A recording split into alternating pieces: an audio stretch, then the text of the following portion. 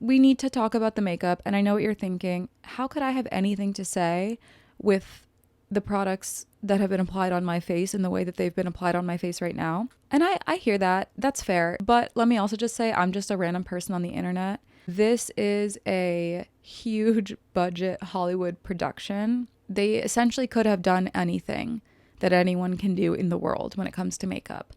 The problem is when you have a big star like Ariana as one of your top cast members, and you as the director with the creative vision, Jonathan Chu, are partnering with your actors in this way where you share creative vision and you allow them to be part of shaping what the movie becomes, I think that's great.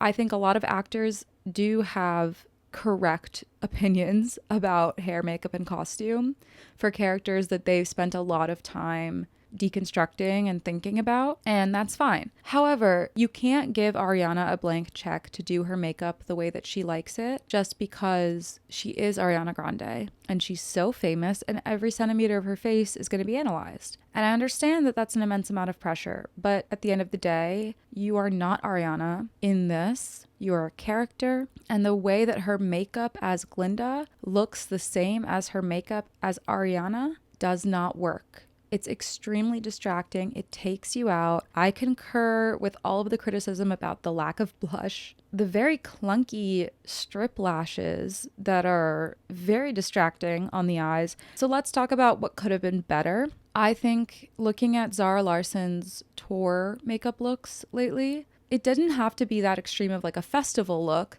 but something with like the whimsy that I associate with Oz would have been nice, because Glinda is whimsical in other ways. She wears her silly little shoes. She's always wearing like a huge gown. Her hair is very much done. So we're not grounded in like reality. Why does her face then disconnect from the rest of her hair and body to be grounded in like a normal day on Earth outside of Oz? It doesn't make sense. It doesn't tell the right story. Her makeup should have had whimsy. You can think Effie Trinket in the Capitol. We needed more color. We needed more whimsy. This is not necessarily Ariana's fault. This is like the fault of everybody who was making decisions on this set not to say, nope, this is our makeup team. They are going to have a creative vision for what they want Glinda's makeup to look like. They're going to test out a few different things and present it to the creative team, and we're all going to decide together what makes sense for this character.